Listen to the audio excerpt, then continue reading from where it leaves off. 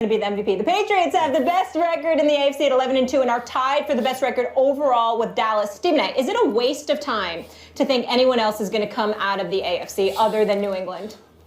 I really do feel that way.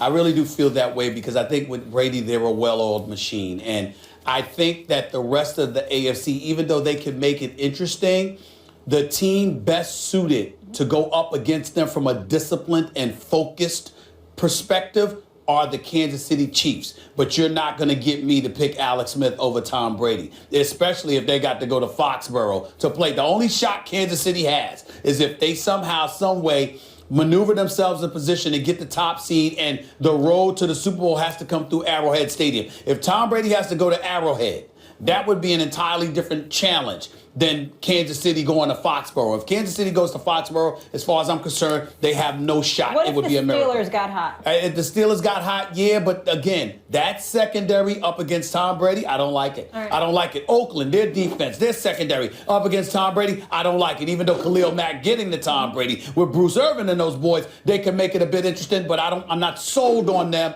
particularly after I watched them perform against the Kansas City Chiefs this last week. And then, of course, don't get me started with anybody from the AFC South. I won't even consider it. And so when you look at it from that perspective, that's how we get to that conclusion. To me, the team with the best shot based on experience, based on not shrinking in the moment, would be the Steelers. The team best in terms of focus, preparation, discipline, and not beating themselves would be Kansas City. But Pittsburgh's secondary and Alex Smith in Kansas City, to me, eradicate the possibilities of those two teams, which is why I don't think there's really any sense in thinking that somebody's going to knock off New England unless New England loses the #1 seed and they have to go on the road. If they have to go through, if they get to stay in Foxborough, they're going back to the Super Bowl. Max? I picked New England to get back to the Super Bowl this year and face Seattle, who I thought would win the Super Bowl, and I'm still not moved off that prediction, although Seattle's struggling. So that means I think the Patriots are still likely to come out of the AFC, but that's different than saying no one else has a shot. They're favorites, but they shouldn't be prohibitive favorites. If you look at Kansas City, if you look at Oakland, and the puncher's chance that Derek Carr gives that offense late in games. Look at last night's game. On the road, the Ravens had a chance in the fourth quarter, and if not for one inexplicably sluggish series, right, of downs where they just it was just slow moving and one blown coverage, maybe they win on the road against the Patriots. Now, it's a lot of ifs, I understand that, but they were very much in that game in the fourth quarter, and I don't look at Baltimore as world beaters. So, yes, the Patriots should be favored to come out of the AFC, as I predicted they would before the season started, but based on what I'm seeing right now and based on the quality of the other teams and the specific attributes of the other teams, Stephen A., you mentioned at Arrowhead how difficult the Chiefs are there. But again, the Raiders, even though I think it's a year too early, I think next year they might be Super Bowl favorites, depending on what they do to their defense in the offseason. But even right now, we have consistently seen the Raiders win games that they were really no better than the other team. But they have a special quarterback and an elite receiving core, and late in games it makes them extremely dangerous. A couple of things worth pointing out, Max. Number one, did you watch Brady yell at, I think it was Edelman last night when he ran the wrong route and what have you? I mean, this is accountability. This is leadership. This is what you would have liked to have seen from Dak when it came to Dez running those routes that he was running the other day. Let me be clear. The other point that I wanted to point out about Brady is this. Look, against an Eli Manning and against a Ray Lewis, I think Eli Manning is like a 1-6 or 1-7 in the postseason against those guys. Here's my issue. Where's that Ray Lewis? I understand that Eli Manning might be there, Big Ben, or Derek Carr, for example, but where's that Ray Lewis to contend with? You know, I mean, I respect the hell out of Kansas City's defense, no doubt. Eric Berry Peters and the crew with Justin Houston, Tom Ali, and those boys. But at the same time, they ain't what Ray Lewis was. They damn sure don't have that on Oakland outside of Khalil Mack. Now, you can sit up there and say Khalil Mack in terms of, you know, what he brings to the table as it pertains to getting to the quarterback. But when I think about Ray Lewis, Max, I'm thinking about the ultimate leader on the football field, the dude capable of galvanizing the troops. When I think about a Khalil Mack, I think about a poorer version of a Lawrence Taylor in terms of a guy that's so incredible. He goes out there and he performs individually. When I think about Ray Lewis, I think about the individual that galvanizes the troops and elevates everybody's game around him to bring out that massive performance and effort from them. I don't see anyone in the AFC that's capable of doing that on the defensive side of the ball. And as a result, how you going to neutralize Tom Brady? Well, you can't win without neutralizing Tom Brady against the Patriots. I like the Ray Lewis point. Ray Lewis is, one of the greatest players ever, and you want to neutralize one of the greatest players ever, Tom Brady, on the other side. Maybe it's good to have one of the greatest players ever on defense on your side, particularly when that player is a leader of the defense the way Tom Brady is a leader of the offense. I'll point out, though, that against John Elway and the Broncos, since you brought up Lawrence Taylor, who was not the same kind of leader that Ray Lewis was, right? They still beat the Broncos, and LT was the best, player in football that year. Listen, wait a minute now. There was the Harry Carsons of the world, Carl Banks and others on the squad with them now. No doubt about it. I'm talking about the impact that a special player can have on defense. And I look at Oakland. Is Oakland going to struggle defensively if they have to play the Patriots? Of course. The Patriots know how to play offense, and Oakland's not very good defensively, although they're getting better. But is it possible that they have like a Weapon X? Sorry, Dawkins, on that, but they have a Weapon X on their side that can make some big plays when it matters most? Yeah, they do. They have maybe the most talented defender in the league in Khalil Mack. Okay. All I got to say is it must be nice to be a Boston sports fan. Unbelievable. Yeah, that city. they doing it up a little bit. I'm very concerned as a New Yorker. They'll get no credit Red from Sox, the Red Sox, now the damn Patriots. I could lie to you. Let's move on. That is true. You could lie to me. Yeah. That's all right. He does always tell the truth. Speaking of which, let's do that for Monday Night Football and get into it right now. The Patriots got another step closer to clinching their 8th straight AFC East title with a 30-23 win over the Ravens. Just another day in the office for Tom Brady. What another 400-plus yard effort. Listen to this. TB12 is now 50-1 at home against AFC opponents. Ridiculous. Since 2007. Max, is Brady the real MVP? No, he's still not the MVP, and there's nothing he can do to even really be in the conversation among intelligent people. Look, he's the best player. And people try to say that there's a difference between value and most valuable and best. And really, fundamentally, there isn't. The best player is the most valuable player. They're really synonymous. Best and value are synonyms in sports. Unless the best player simply doesn't play enough. Now, if you miss 25% of your team's games, you have to be better than second place by such an absurd margin.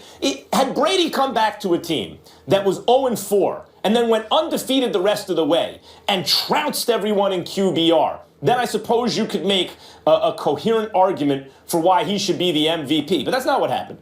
He came back to a team that was 3-1. The only loss was with their third-string quarterback. And then he has lost the game since then, and he is putting up comparable numbers in terms of the advanced metrics to guys like Dak Prescott who haven't missed a game. No, he is not the MVP. Couple of things that we will need to point out here. Number one, I don't appreciate Max Kellerman bringing into question my intelligence, because I certainly disagree with you. That doesn't mean I'm not intelligent. It means I disagree with you, Professor Kellerman. That's right. Number that's one. True. That's in your number case, one. it's just a blind spot. There we go. All right, that's number one. Number two, I really got a problem with the fact that your suit is matching your hair right now. You ain't even 50 yet, and your hair looks great. I don't know whether it's the color in the studio, something going on up in that studio in LA. I'm just saying, it's just the truth. I like it. Your hair looks great, bro. Your hair looks Salt great. and pepper. You're not even 50 yet. You're not even 50. Now let's get back to football. Keep it natural, Max. You look handsome. Listen, man. Listen, I don't mind. There's a little gray in my hair, but I'm licensed because I'm approaching 50. This dude is in his early 40s. Come on now. Get it together. Now, let's get back to some Tom Brady. Let's get back to some Tom Brady football stuff right here. Let's get it out the way. All right?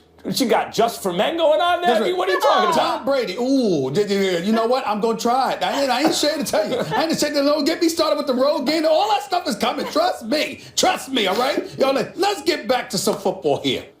We got Tom Brady, who's 8-1 on the year. Yep. 8-1. 9 games, 22 touchdowns, 2 interceptions, QBR of 89. Who are the teams that he's beaten along the way since he's been back? He's beaten Pittsburgh, beaten Buffalo. All right. Lost to Seattle, fair enough. You know, beat the Ravens last night. This dude looks like the Tom Brady that we've come to love and respect and revere as arguably the greatest quarterback of this generation.